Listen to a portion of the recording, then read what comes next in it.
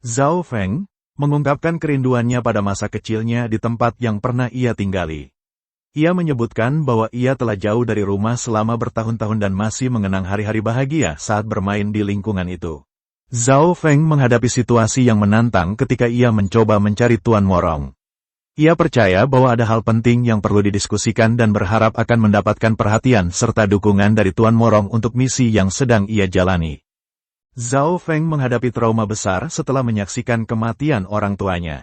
Ia bertekad untuk mencari tahu siapa yang bertanggung jawab dan merasa bersalah serta terbebani oleh kenangan tersebut. Di tengah pergulatan batin, Zhao Feng memahami pentingnya mengendalikan emosi seperti kemarahan dan kebencian yang hanya menambah penderitaan. Ia teringat ajaran Buddha tentang penderitaan dan berusaha untuk tidak membiarkan kebencian menguasainya dalam pencarian kebenaran. Dalam upayanya untuk menyelidiki kasus pembunuhan, Zhao Feng menghadapi kesulitan menemukan informasi yang jelas tentang pembunuh dan keberadaan mereka. Ia terus berjuang untuk mengungkap kebenaran meskipun menghadapi berbagai rintangan.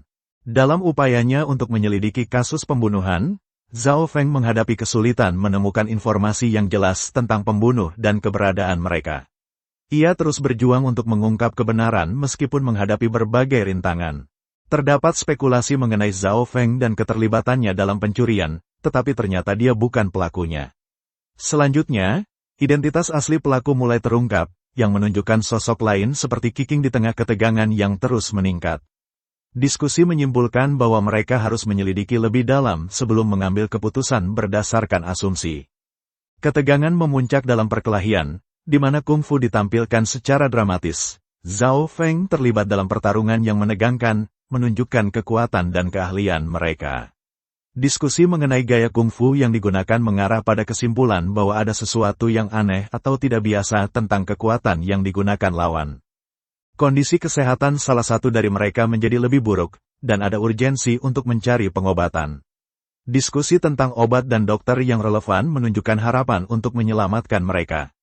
Penekanan pada pentingnya kehidupan dan keinginan untuk menyelamatkan mereka menambahkan emosi mendalam pada situasi, menggambarkan harapan meskipun di tengah kesulitan. Emosi mendalam terungkap saat Zhao Feng merasakan kehilangan dan pengkhianatan dalam hubungan masa lalunya. Ini menunjukkan betapa kuatnya dampak dari pengalaman cinta yang pahit dan bagaimana kenangan dapat membentuk kehidupan seseorang. Zhao Feng mengajak rekan-rekannya untuk menenggak minuman sebagai simbol mengakhiri hubungan lama dan memulai babak baru dalam hidup mereka. Tindakan ini menunjukkan keberanian untuk melepaskan masa lalu dan mengingat pertemanan yang hilang. Dialog ini mencerminkan keadaan berbahaya yang dihadapi oleh mereka dalam kisah ini. Hal ini menunjukkan tema perlindungan diri dan kerapuhan dalam situasi yang penuh tekanan, memberikan pesan bahwa menghindar terkadang lebih bijaksana daripada menghadapi risiko secara langsung. Dalam konteks pertarungan batin mereka, kejujuran menjadi fondasi untuk kebangkitan dan pemulihan. Bagaimanapun, menghadapi kebenaran dan mengakui kesalahan masa lalu adalah langkah penting untuk maju dengan hidup yang lebih berarti. Pernyataan ini mencerminkan harapan dan kerinduan mereka untuk kembali pada cinta sejati meskipun telah mengalami pengkhianatan. Ini menyoroti tema pengorbanan dalam hubungan dan bagaimana harapan dapat tetap hidup meskipun dalam kegelapan. Dalam situasi kesedihan dan kekecewaan, seringkali kita bertanya pada diri sendiri tentang tindakan yang bisa diambil untuk memperbaiki kondisi. Protagonis merasakan beban tanggung jawab untuk menyembuhkan orang yang dicintainya, tetapi tidak tahu bagaimana cara melakukannya.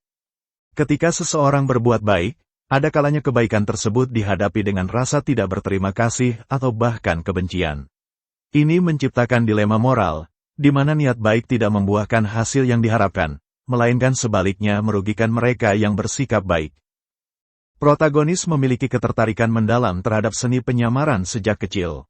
Ini mencerminkan pencarian jati diri dan bagaimana orang seringkali merasakan kebutuhan untuk mengubah diri mereka atau tampil berbeda dari yang sebenarnya. Di tengah konflik antara suku dan bangsa, penting untuk diingat bahwa kebaikan itu universal. Terdapat orang baik di setiap sisi, dan hubungan antar manusia seringkali melampaui batasan suku atau kelompok, mengajak orang untuk memahami dan menerima satu sama lain.